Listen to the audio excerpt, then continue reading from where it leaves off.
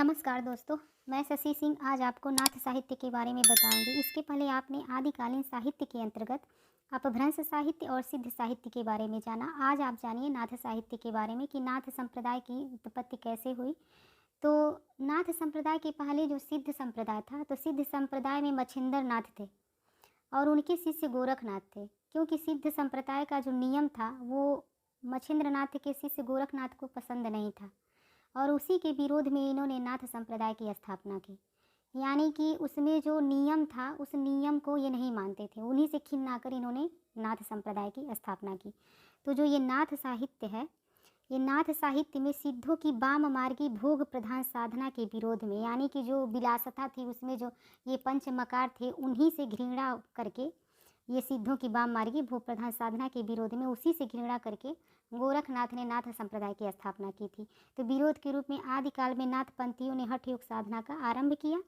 भगवान शिव के उपासक नाथों के द्वारा जो साहित्य रचा गया वही नाथ साहित्य कहलाता है। आगे जानिए कि नाथ पंथियों, ये जो नाथ पंथी थे, ये नाथ पंथ के जोगियों को कनपटा कहा जाता था। कनपटा का मतलब होता है कि नाथ पंथ के जो जोगी थे वो कान में कुंडल धारण करते थे और गेरुआ यानी कि पीला वस्त्र को धारण करते थे और कान में कुंडल पहनते थे। उसी के वजह से इनको कनपटा कहा जाता था। दूसरी बात यह है कि नाथ पंथियों की भाषा जो थी वो सधुक्कड़ी भाषा थी, जिसका ढांचा कुछ खड़ी बोली और कुछ राजस्थानी बोलियों ने लिए हुए है। पश्चिम भारत में प्रचार प्रसार के कारण नाथ पंथियों की भाषा को ब्रज, पंजाबी, राजस्थानी और हरियाणवी तत्वों से प्रभावित रही है, यानी कि प्रभावित था। इनकी भाषा जो थी वो ब्रज में भी थी, पंजाबी थी, राजस्थानी थी और हरियाणवी भाषा का सम्मिलित रूप था।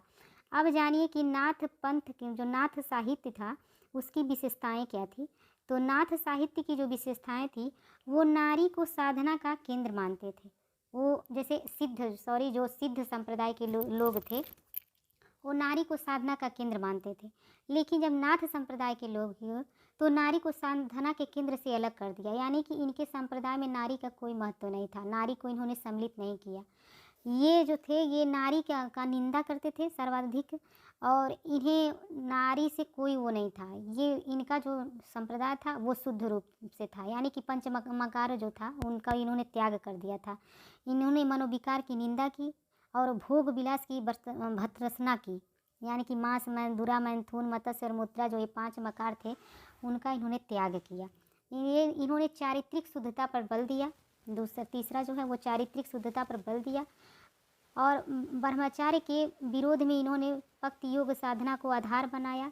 इन्होंने सिद्धों की बहिवर्ती साधना के विपरीत अंतर साधना पर बल दिया। यानी कि कहने का मतलब कि इन्होंने योग साधना को आधार बनाया और अंतर साधना पर बल दिया, बाहरी साधना पे नहीं, अंतर आत्मा की साधना पे बल दिया। योग के माध्यम से इन्होंने साधना को प्राप्ति करने का ये मार्ग जो इनका था वो योग था। दूसरी बात यह है कि पतंजलि की योग दर्शन का आधार लेकर इन्होंने हठ योग दर्शन, खस चक्र और भेदन, कुंडली जागरण तथा नादि बिंदु साधना को महत्वपूर्ण माना। ये जो थे। अब नाथ साहित्य के बारे में राहुल संस्कृत्यायन क्या कहते हैं, तो इन्होंने कहा है कि नाथ पंथ को सिद्धि की परंपरा का विकसित रूप माना।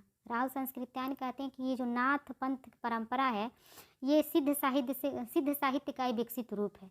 आगे हजारी प्रसाद द्विवेदी कहते हैं कि इन्हें अवधूत मत सन्यासी योग मार्ग योग संप्रदाय अवधूत संप्रदाय भी कहा जाता है। यानी कि नाथ संप्रदाय को अवधूत मत सन्यासी, योग मार्ग और योग संप्रदाय और अवधूत संप्रदाय भी कहा जाता है। इन्होंने जो नाथ संप्रदाय है उसके विभिन्न नामों का वर्गीकरण किया है। आगे देखिए ये गुरु की महत्ता। तो इन्होंने हठ योग की जटिलता तथा साधना पद्धति में दुर्गुणता के कारण इनकी साधना में गुरु का महत्व दिखाई देता है। जो सिद्ध साहित्य था उसमें गुरु की महत्ता नहीं बताई गई, लेकिन इसमें गुरु की महत्ता थी। आगे देखिए इनकी विशेषताओं के बारे में कि नाथपंथी जीवन के प्रति सहज और संतुलित दृष्टि को अपनाने के साथ साथ सामाजिक एवं आध्यात्मिक अतिचारों और अतिवादों का विरोध करते थे। ये कहते थे जो समाज में इतना अत्याचार, किसी भी चीज़ का कोई अत्याचार ज़्यादा ना हो, एक नियम होना चाहिए समाज में रहने के लिए, जीवन यापन का और भक्ति भाव का एक नियम होना चाहिए, संतुलित जीवन होना चाहिए, ना ही बहुत हो और ना ही कम हो। अब आते हैं, जानते हैं कि नाथों की संख्या क्या थी। तो नाथों की जो संख्या थी वो 9 मानी जाती है। नाथ साहित्य में नाथों की संख्या 9 मानी जाती है। पहले जो है वो है गोरखनाथ हैं, दूसरे भीमानाथ हैं, तीसरे नागार्जुन हैं जिन्हें रसायणी भी कहा जाता है, चौथे चरपटनाथ हैं, पाँचवें गहनीनाथ हैं, छठवें जालंधरनाथ हैं, सातवें चौरंगीनाथ हैं, आठवें भर्तृहरिनाथ हैं और नौवें गोपीनाथ हैं। यानी नाथ साहित्य में नाथों की जो संख्या है वह यही 9 लोग नाथ साहित्य में हैं। इसमें जो जालंधर नाथ और नागार्जुन तथा चरपट नाथ जो है वो ये सिद्ध साहित्य से आए हुए हैं। ये जो कवि हैं यह तीनों लोग सिद्ध साहित्य से नाथ साहित्य में आए थे। तो यहाँ से क्वेश्चन भी उठाता है कि कौन से ऐसे कवि हैं जो सिद्ध साहित्य से नाथ साहित्य में आए थे। तो जालंधर नाथ है, नागार्जुन है और चरपट नाथ हैं। तो इनके बारे में आचार्य रामचंद्र शुक्ल ने कहा है कि जालंधर नाथ को अंतिम सिद्ध कहा जाता है जो नाथ संप्रदाय से आए हैं। रामचंद्र शुक्ल कहते हैं कि जालंधर नाथ वो अंतिम सिद्ध हैं जो नाथ संप्रदाय में आए, यानी इसके बाद कोई भी ऐसा कवि नाथ संप्रदाय में, सिद्ध संप्रदाय का नाथ संप्रदाय में नहीं आया था। संत ज्ञानेश्वर ने अपने ग्रंथ की सूची में पहला नाम नाथों में आदिनाथ अर्थात शिव को माना है। संत ज्ञानेश्वर जो हैं वो आदिनाथ को, मतलब नाथ संप्रदाय में आदिनाथ भगवान शिव को मानते हैं। अब जानिए कि मतेंद्रनाथ के बारे में। तो मतेंद्रनाथ को विष्णु शर्मा मीनानाथ और मच्छिंद्र नाथ नाम से भी संबोधित किया जाता है। यानी कि मतेंद्रनाथ का विष्णु शर्मा नाम भी है, मीनानाथ शर्मा नाम भी है और मच्छिंद्रनाथ भी है। तो अब जानिए कि मच्छिंद्रनाथ के बारे में कि इन्होंने क्या क्या किया है। तो आइए जानते हैं मच्छिंद्रनाथ के बारे में। तो मच्छिंद्रनाथ नाथ संप्रदाय के आदि प्रवर्तकों में से एक हैं। ये जो मच्छिंद्रनाथ हैं वो नाथ संप्रदाय के आदि प्रवर्तक में से एक हैं। ये 14वीं शताब्दी में लिखी गई वर्ण रत्नाकर जो ज्योतिश्वर ठाकुर ने लिखी थी उसमें ये पहला नाम मच्छिंद्रनाथ का ही बताया जाता है। यह गोरखनाथ के गुरु थे और मच्छिंद्रनाथ के आदि गुरु शिव थे। यानी इनके मच्छिंद्रनाथ के गुरु जो थे वो शिव थे और गोरखनाथ के गुरु जो थे वो मच्छिंद्रनाथ थे। अब जानते हैं मच्छिंद्रनाथ ने कौन कौन सा ग्रंथ लिखा था। तो मच्छिंद्रनाथ ने ज्ञानकारिता नामक ग्रंथ लिखा था, अकुल वीर तंत्र नामक ग्रंथ लिखा था और कौल ज्ञान निर्णय और कुलानंद। इनका जो सबसे फेमस ग्रंथ है वो कौल ज्ञान निर्णय है। अब आते हैं गोरखनाथ के बारे में, जानते हैं कि गोरखनाथ ने क्या क्या किया। तो गोरखनाथ जो है वो नाथ संप्रदाय के प्रवर्तक माने जाते हैं। गोरखनाथ का जन्म गोरखपुर माना जाता है। तो अलग अलग विद्वानों ने अब इनके जन्म को काल को लेके अलग अलग विद्वानों का अलग अलग मत है। तो आइए जानते हैं कि कौन सा विद्वान क्या कहते हैं। तो राहुल संस्कृताय इनका जन्म समय 845 ईस्वी मानते हैं और हजारी प्रसाद द्विवेदी 9वीं शताब्दी मानते हैं। पीताम्बर बर्थवाल 14वीं शताब्दी मानते हैं। रामचंद्र शुक्ल जो हैं वो 13वीं शताब्दी मानते हैं।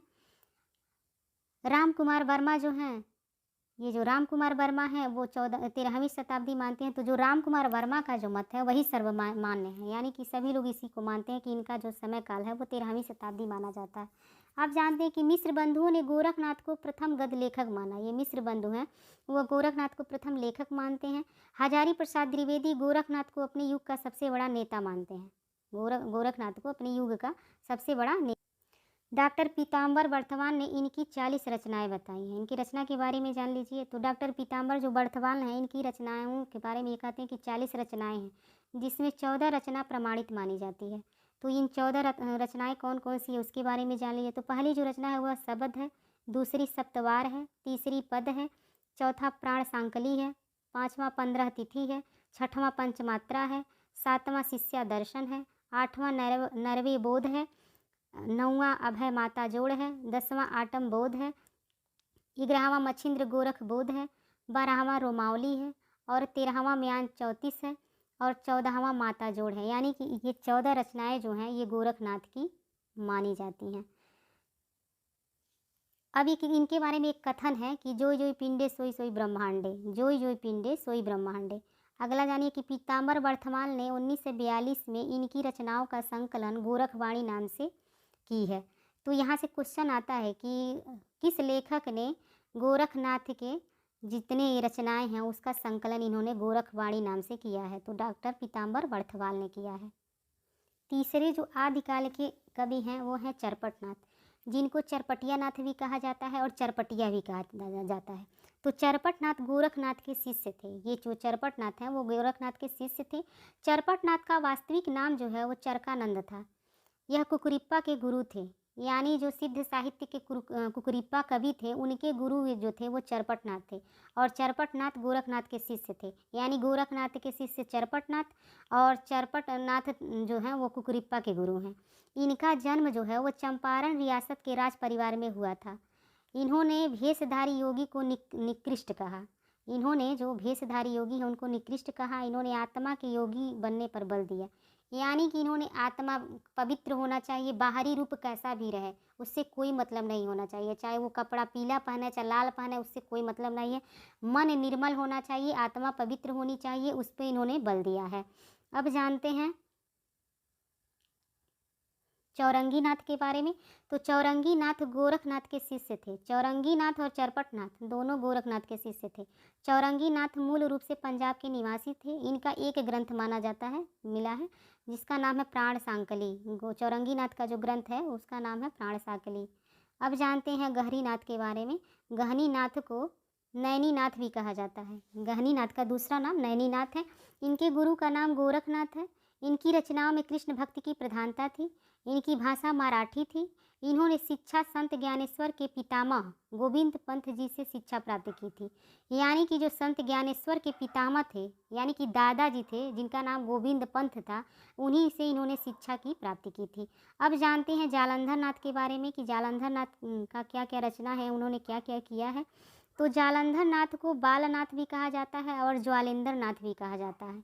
इन्होंने पंजाब के जालंधर नगर को बसाया था। इन्होंने पंजाब के जालंधर नगर, पंजाब में जो जालंधर नगर है उसी को इन्होंने बसाया था। जालंधर का शिष्य गोपी चंद हैं। जालंधर के शिष्य गोपी चंद को कहा जाता है। इनका जो ग्रंथ है वह है विमुक्ति मंजरी गीत और हुंकार चित्त विद्र भावना क्रम। ये दो ग्रंथ इनके माने जाते। अब जानते हैं गोपीनाथ के बारे में। तो गोपीनाथ मैनावती का पुत्र था। ये जो गोपीनाथ हैं वो मैनावती के पुत्र थे। गोपीनाथ मैनावती के पुत्र थे और गोपीनाथ जालंधर नाथ के शिष्य थे।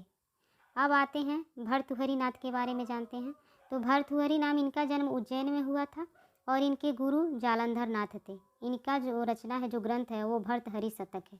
तो अब यहाँ से क्वेश्चन बनता है कि कुंडलियों के उद्भूत होने पर जो स्फोट होता है उसे कहते हैं, यानी कि कुंडली के उद्भूत होने पर जो स्फोट होता है उसे क्या कहते हैं, तो नाद। अगला क्वेश्चन ये आता है कि हठ योग का प्रभाव किस पर पड़ा था, तो गोरखनाथ पर। यह यूजीसी नेट 2013 में क्वेश्चन आया था। अगला क्वेश्चन है कि गोरखवाणी नामक पुस्तक के संपादक कौन है, तो डॉक्टर पीताम्बर बर्थवाल हैं। ये भी यूपी दरोगा में 2013 में आया था। अगला क्वेश्चन ये है कि कौल ज्ञान निर्णय के रचनाकार कौन है, तो मच्छिंद्र नाथ हैं। ये क्वेश्चन 2014 में टीजीटी में आया था। नाथ पंथ के प्रणेता कौन थे, तो गोरखनाथ हैं। अगला क्वेश्चन ये है कि गोरखनाथ के गुरु का नाम क्या है, तो गोरखनाथ के गुरु का नाम मच्छिंद्र नाथ है। यह पीजीटी 2014 में क्वेश्चन आया था, यूपी पीजीटी 2014 में। अगला क्वेश्चन ये है कि गुरु गोरखनाथ को हिंदी के किस विशेष रूप का कवि स्वीकार किया गया था, तो पुरानी हिंदी के कवि थे ये। गुरु गोरखनाथ पुरानी हिंदी के कवि माने जाते हैं। यह क्वेश्चन दरोगा, यूपी दरोगा में 2008 में आया था। तो आपने जाना आज नाथ साहित्य के बारे में। आपको यह वीडियो कैसा लगा प्लीज़ कमेंट ज़रूर करिएगा और प्लीज़ हमारे चैनल को सब्सक्राइब करिए। वीडियो देखने के लिए आपका